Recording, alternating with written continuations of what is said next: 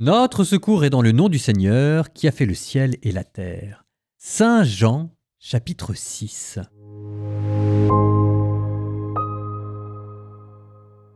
Après cela, Jésus passa de l'autre côté de la mer de Galilée, le lac de Tibériade. Une grande foule le suivait parce qu'elle avait vu les signes qu'il accomplissait sur les malades. Jésus gravit la montagne, et là, il était assis avec ses disciples. Or, la Pâque, la fête des Juifs, était proche. Jésus leva les yeux et vit qu'une foule nombreuse venait à lui. Il dit à Philippe, « Où pourrions-nous acheter du pain pour qu'ils aient à manger ?» Il disait cela pour le mettre à l'épreuve, car il savait bien, lui, ce qu'il allait faire. Philippe lui répondit, « Le salaire de 200 journées ne suffirait pas pour que chacun reçoive un peu de pain. » Un de ses disciples, André, le frère de Simon-Pierre, lui dit, « Il y a là un jeune garçon qui a 5 pains d'orge et de poissons, mais qu'est-ce que cela pour tant de monde ?» Jésus dit, « Faites asseoir les gens. » Il y avait beaucoup d'herbe à cet endroit, ils s'assirent donc au nombre d'environ 5000 hommes. Alors Jésus prit les pains et, après avoir rendu grâce, il les distribua aux convives. Il leur donna aussi du poisson, autant qu'ils en voulaient. Quand ils eurent mangé à leur faim, il dit à ses disciples, « Rassemblez les morceaux en surplus pour que rien ne se perde. » Ils les rassemblèrent, et ils remplirent 12 paniers avec les morceaux des 5 pains d'orge restés en surplus pour ceux qui prenaient cette nourriture.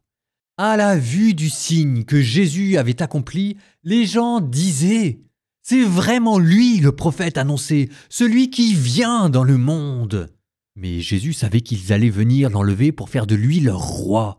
Alors de nouveau il se retira dans la montagne, lui seul. Le soir venu, ses disciples descendirent jusqu'à la mer. Ils s'embarquèrent pour gagner Capharnaüm sur l'autre rive. C'étaient déjà les ténèbres et Jésus n'avait pas encore rejoint les disciples. Un grand vent soufflait et la mer était agitée. Les disciples avaient ramé sur une distance de 25 ou 30 stades, c'est-à-dire environ 5000 mètres, lorsqu'ils virent Jésus qui marchait sur la mer et se rapprochait de la barque. Alors, ils furent saisis de peur, mais il leur dit « C'est moi, n'ayez plus peur. » Les disciples voulaient le prendre dans la barque. Aussitôt, la barque touche à terre, là où il se rendait.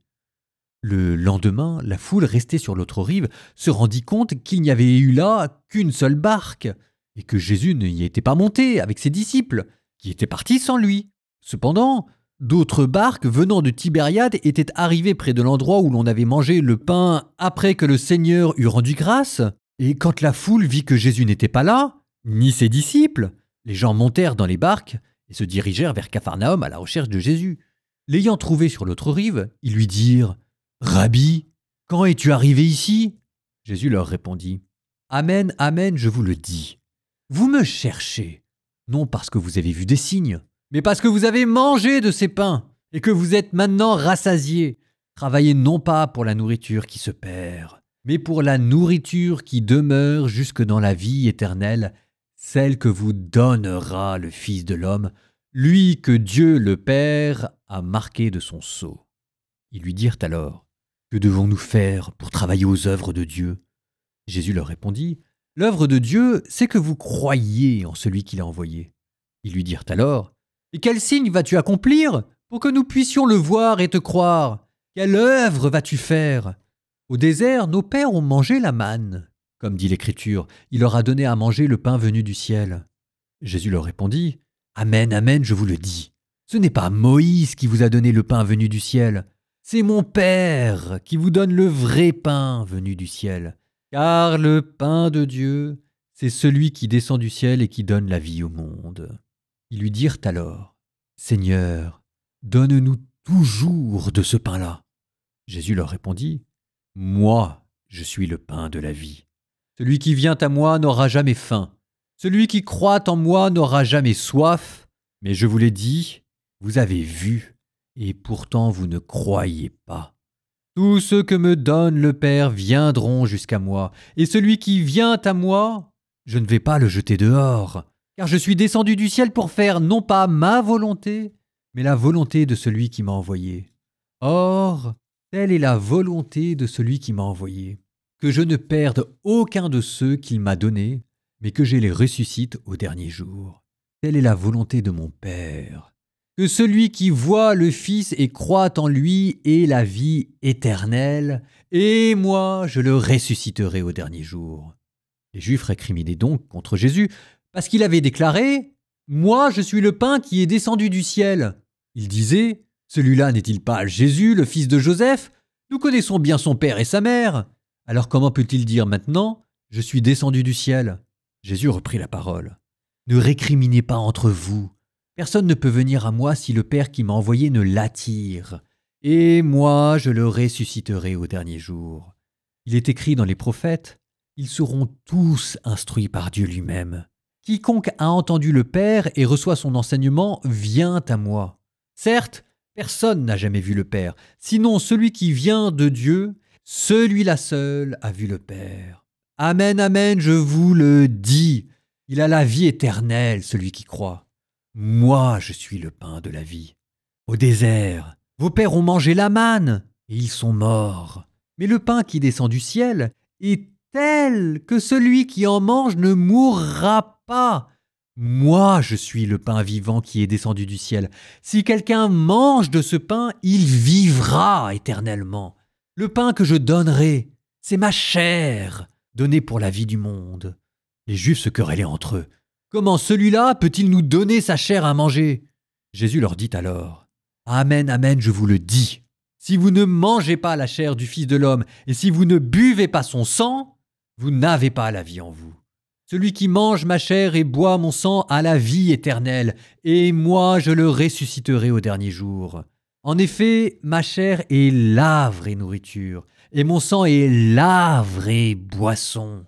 Celui qui mange ma chair et qui boit mon sang demeure en moi et moi je demeure en lui. De même que le Père qui est vivant m'a envoyé et que moi je vis par le Père, de même celui qui me mange, lui aussi vivra par moi. Tel est le pain descendu du ciel. Il n'est pas comme celui que les pères ont mangé. Eux, ils sont morts. Celui qui mange ce pain vivra éternellement. Voilà ce que Jésus a dit alors qu'il enseignait à la synagogue de Capharnaüm. Beaucoup de ses disciples qui avaient entendu déclarèrent « Cette parole est rude. Qui peut l'entendre ?» Jésus savait en lui-même que ses disciples récriminaient à son sujet. Il leur dit « Cela vous scandalise ? Et quand vous verrez le Fils de l'homme monter là où il était auparavant, c'est l'Esprit qui fait vivre. La chair n'est capable de rien.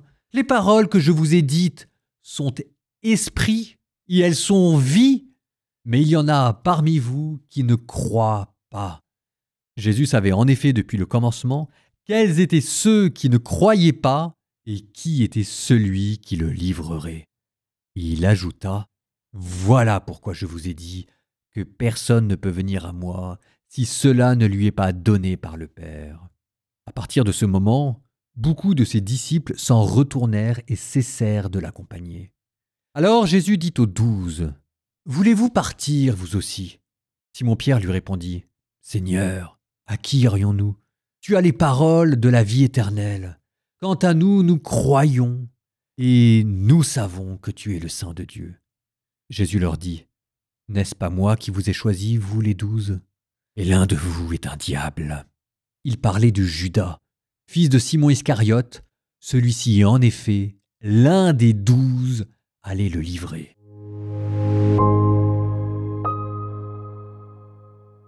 C'est l'un des avantages de lire la Bible en continu. C'est que là, en un seul chapitre, le chapitre 6 selon saint Jean, vous avez l'intégralité du discours sur le pain de vie. La foule en redemande. On n'en a jamais assez. Et Jésus nous a donné du pain. Peut-être que si jamais on lui demande, il va nous redonner du pain. Au fur et à mesure, le débat s'élève. Mais avec, là encore, vous notez ce mécanisme de surenchère. En face de l'incompréhension de la foule, Jésus, loin d'aplanir les angles, en rajoute. Mon corps est une vraie nourriture, mon sang est une vraie boisson. Et finalement, l'ambiguïté éclate, la déception arrive et la majorité des disciples s'en vont. On ne sait pas combien sont partis, mais suffisamment en tout cas pour que Jésus, on a l'impression qu'il est presque comme dépité, se retourne vers les disciples et comme pour se rassurer, Lui qui n'a pas besoin d'être rassuré leur dit « Mais est-ce que vous aussi vous voulez partir ?» Pierre qui répond « Je n'ai rien compris à ce que tu viens de dire, mais je ne sais pas où partir parce que c'est quand même toi qui as les paroles de la vie éternelle. » Alors je reviens quelques instants sur cette image de pain. Vous savez peut-être, ou d'ailleurs vous ne savez pas, que dans l'évangile selon saint Jean que nous lisons, quand il sera question de la dernière scène, Jean ne relate pas l'institution de l'Eucharistie. Vous n'entendrez pas Jésus dire « Prenez et mangez, ceci est mon corps livré pour vous ». C'est dans l'épisode que vous venez d'entendre, dont on a pris soin de vous dire que c'était juste avant la Pâque, et en reprenant des formules au moment de la multiplication des pains qui se rapprochent étrangement de l'institution eucharistique, c'est à ce moment-là, quand Jésus multiplie le pain et qu'il passe de l'autre côté de la rive, que Jean donne le grand discours sur ce que signifie sa chair et son sang, qui est une vraie nourriture et qui est une vraie boisson. Et c'est là que Jean, qui présuppose que vous avez déjà lu et connu les autres évangiles, vous dit on va aller un peu plus loin et maintenant je vous donne la grande théologie de l'Eucharistie et il le met dans la multiplication des pains. Alors, ne cherchez pas, le fait de dire que votre chair est une vraie nourriture, ça, il n'y a pas de précédent, c'est Jésus qui invente un genre. La nouveauté de l'image plus la surenchère verbale de Jésus autour de ce thème, c'est la raison pour laquelle on ne peut pas prendre ce discours dans un sens uniquement allégorique ou symbolique. Jésus a vraiment voulu donner sa chair à manger. Ça vous a donné plus tard la messe. Bon, maintenant, une fois qu'on a dit ça, on retrouve les images classiques. Derrière l'image de la nourriture, c'est l'image de la providence, de la dépendance radicale à l'égard de Dieu qui nous donne de quoi vivre. C'est aussi la multiplication des pains, l'image de la vie éternelle. Et c'est pour ça que Jésus fait asseoir sur des prés d'herbes fraîches. Mais c'est aussi l'image de l'incarnation, le pain qui descend du ciel. C'est encore l'image de la sagesse, le grand festin, le grand banquet.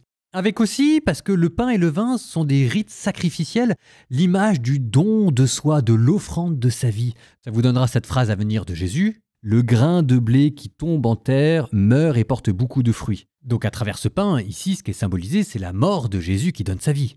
Bon, manger ce pain, ça veut dire communier à tout ça. Ça veut dire communier à l'incarnation, communier au sacrifice, communier à la sagesse, communier à la vie éternelle. C'est tout ça dans cette multiplication des pains, dans la théologie de l'Eucharistie et dans la parole de Jésus, mon corps est une vraie nourriture.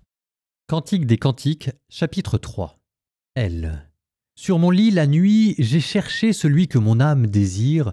Je l'ai cherché, je ne l'ai pas trouvé. Oui, je me lèverai, je tournerai dans la ville, par les rues et les places. Je chercherai celui que mon âme désire. Je l'ai cherché, je ne l'ai pas trouvé. Ils m'ont trouvé, les gardes, eux qui tournent dans la ville.